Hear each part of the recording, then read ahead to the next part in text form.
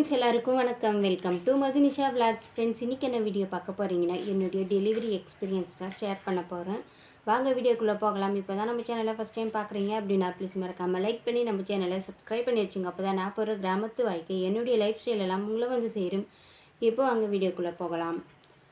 எனக்கு வந்து delivery pain வந்து ஒரு 3 நாளைக்கு முன்னாடி காலையில் மட்டும் கொஞ்ச நேரம் வரும், அதுக்கப்புறம் போயிடும். கொஞ்ச நேரம் வந்து விட்டு போயிட்டு இருந்தது. ஓ, சவுண்டு வரலையா? காலையில் வரும், இடுப்பு இதாக வலிக்கும், கொஞ்சம் நேரம் வலிக்கும், அதுக்கப்புறம் நின்றுடும். அதே மாதிரி தான் ஒரு 3 நாளாக அந்த மாதிரி தான் இருந்தது. சரின்னு சொல்லிட்டு 29ஆந்தேதி செக்கப்பு, அதான் வீக்லி செக்கப் பண்ணுவாங்களா, அந்த மாதிரி 29 வியாழக்கிழமை வந்திருந்தது. எனக்கு டேட் கொடுத்ததுமே 29 தான். 29ஆந்தேதி வரைக்கும் எந்த ஒரு பெயின் லைட்டாக வரும், காலையில் வரும், அதுக்கப்புறம் விட்டுடும். அதே மாதிரி செக்கப்புக்கு போயிருந்தேன். செக்கப்புக்கு போயிட்டு அங்கே என்ன சொன்னாங்க அப்படின்னா, பிபி சுகரு வெயிட் எல்லாம் பார்த்துட்டு எல்லாத்தையும் செக் பண்ணிவிட்டு, நாளைக்கு காலையில் வாம்மா, பெயின் எதுவும் வரல அப்படின்னா நாளைக்கு காலையில் வா, பெரிய ஆஸ்பத்திரிக்கு எழுதி கொடுத்துட்றேன் அப்படின்ற மாதிரி சொல்லியிருந்தாங்க. சரின்னு சொல்லிட்டு எனக்கு ஒரு இது சந்தோஷமாகவும் இருக்குது, ஒரு டைமில் ரொம்ப கஷ்டமாகவும் இருக்குது. ஏன்னா பெயின் வரல அப்படின்னா பெரிய ஆஸ்பத்திரிக்கு போகணும் அப்படின்னா ஊசியெல்லாம் போடுவாங்க. எனக்கு எதுனாலும் எந்த ப்ராப்ளம் இல்லைன்னா அந்த ஊசி இந்த நரம்பில் போடுவாங்க பார்த்தீங்களா, அதுதான் ரொம்பவுமே எனக்கு பயமாக இருக்குது. ஏன்னா ஃபஸ்ட்டே ஒரு டைம் வந்து மது பிறக்கிறதுக்கு முன்னாடியே வந்து ஒரு டைம் அபார்ஷன் ஆகிடுச்சு. அப்போ இங்கே போய் போட்டது எனக்கு ஊசி தான் எனக்கு ரொம்பவுமே பயம், மற்ற எந்த பயமும் கிடையாது. சரின்னு சொல்லிட்டு பயந்துக்கிட்டே இருந்த ஹாஸ்பிட்டல் செக்கப்பெல்லாம் போய் வந்துட்டு, அதுக்கப்புறம் ரொம்ப தலைவலிக்கிறாப்பில் இருந்தது. டீ போட்டு குடிச்சிருந்தேன். டீ எல்லாம் போட்டு குடிச்சிட்டு கஷாயம் யூடியூப்பை பார்த்து தான் ஒரு சில கஷாயம், அந்த சோம்பு கஷாயம், ஜீரக கஷாயம், இதெல்லாம் வந்து பனங்கற்கண்டு போட்டு குடிச்சிட்டு இருந்தேன். ஒரு 3 டைம் குடித்தேன். அங்கேருந்து வந்ததும் ஒரு டைம் குடித்தேன். அதுக்கப்புறம் வந்து நைட்டு சாப்பாடெல்லாம் சாப்பிட்டு தூங்கிறதுக்கு முன்னாடி ஒரு டைம் குடித்தேன். லைட்டாக பெயின் வந்த நைட்டெல்லாம் எதுவும் தெரியல, ஆனால் நைட்டெல்லாம் தூக்கமே இல்லை.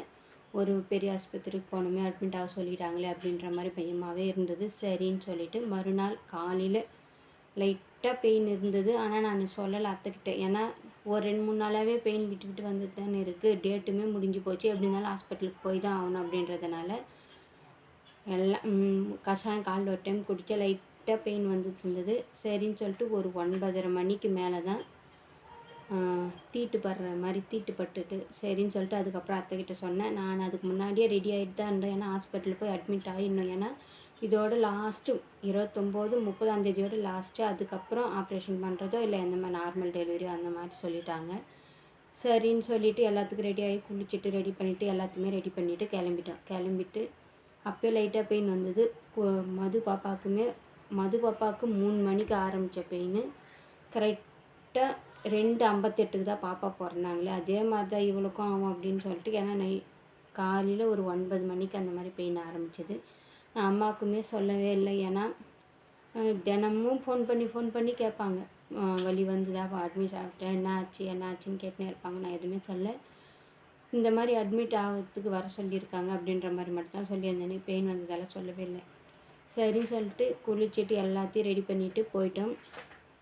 இங்கே பிறந்துடணும் அப்படின்ற மாதிரி வேண்டிக்கிட்டே தான் போயிருந்தோம்.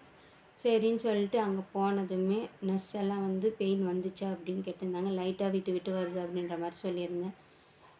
சரி, வலி வந்து இவ்வளோ சிரிச்சுக்கினே வரியா அப்படின்ற மாதிரி சொல்லியிருந்தாங்க. எனக்கு அப்போவுமே சந்தோஷமாக தான் இருந்தது, ஏன்னா சீக்கிரம் குட்டி பாப்பாவை பார்க்க போகிறோம் அப்படின்ற ஒரு சந்தோஷத்தோடு தான் போயிருந்தேனே.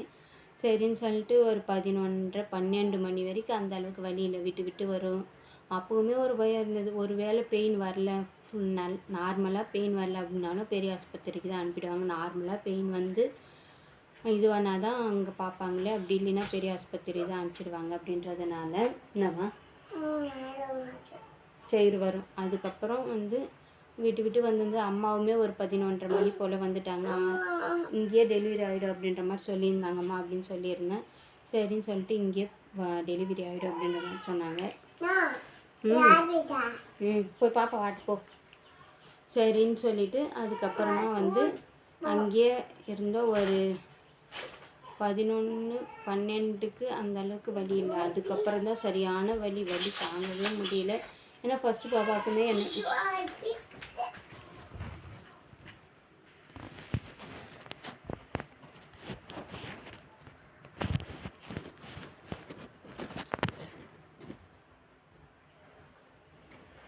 சரின்னு சொல்லிட்டு ஒரு 12 மணிக்கு மேலே ஸ்கேன் எடுத்து பார்த்துருந்தாங்க. அப்போ வந்து தலைலாம் நல்லா இறங்கி வந்திருக்கு அப்படின்ற மாதிரி சொல்லியிருந்தாங்க. வெயிட் எவ்வளோ இருக்குன்னு பார்க்கலாம் அப்படின்னா 3.3 3.6 அந்த மாதிரி சொல்லியிருந்தாங்க. அதாவது 3.5 கிலோவுக்கு மேலே இருக்கும், இல்லை 3 கிலோவுக்கு மேலே தான் இருக்கும். போன வாட்டி பார்க்குறப்போ பேபி ரொம்ப குட்டியாக இருக்குது, சின்னதாக இருக்குது, வெயிட் கம்மியாக இருக்குன்ற மாதிரி சொல்லியிருந்தாங்க. போகலாம் முடிஞ்சில் போய் அங்கே போய் இது பண்ணு போ, செருப்பெல்லாம் போட்டு போகிறேன். போட்டுக்கு வரேன். சரின்னு சொல்லிட்டு அப்போ கொஞ்சம் வெயிட் இன்க்ரீஸ் ஆகிறதுக்கு பாதாம் அது இதுன்னு கொஞ்சம் சாப்பிட்டு திடீர்னு பார்த்தா எனக்கு ஷாக் ஆகிடுச்சு. ஒரு 3.5 கிலோவுக்கு மேலே இருக்குது அப்படின்ற மாதிரி. சரி பார்க்கலாம் அப்படின்ற மாதிரி சொல்லியிருந்தாங்க. மோஷன் வேறு போகிற நிலமையில இருக்குது அப்படின்னு வேறு சொல்லிட்டாங்க. அது வேறு ஒரு பக்கம் பயமாக இருந்தது. சரி பார்க்கலான்னு கடலை கும்பிட்டுக்கிட்டு அப்படியே பெயின் தாங்கிக்கிட்டே இருந்தேன். அம்மாவும் வந்தாங்க, அத்தை வந்து கூடவே தான் வந்திருந்தாங்க. மாமா வந்து வரவே இல்லை. எனக்கு அதெல்லாம் கவலையே கிடையாது. நல்லபடியாக பாப்பாவை பெற்றுக்கணும் அப்படின்ற ஒரு கவலை தான் இருந்தது. சரின்னு சொல்லிட்டு ஒரு கரெக்டாக ஒரு 2 மணி இருக்கும், 2 மணி இல்லை 1:45 அந்த டைம் இருக்கும். சரின்னு சொல்லிட்டு லேபர் ரூமுக்கு கூட்டின்னு போயிட்டாங்க.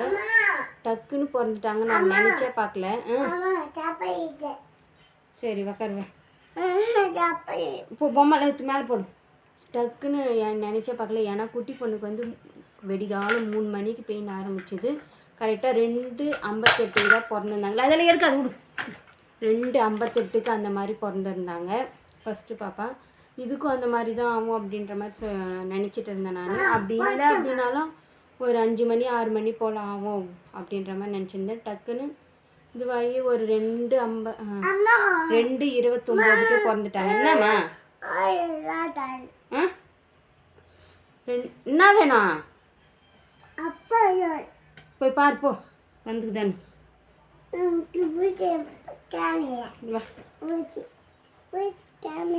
ஒரு 2:29 பிறந்துட்டாங்க.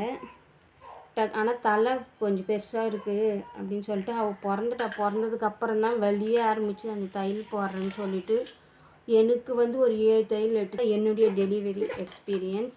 இந்த வீடியோ பிடிச்சிருந்தா லைக் பண்ணுங்கள். நம்ம சேனலை சப்ஸ்கிரைப் பண்ணாமல் பார்த்துட்டு இருந்தீங்கன்னா ப்ளீஸ் சப்போர்ட் பண்ணி நம்ம சேனலை சப்ஸ்கிரைப் பண்ணுங்கள். நாளைக்கு ஒரு நல்ல வீடியோவில் பார்க்கலாம். பாய் பாய்.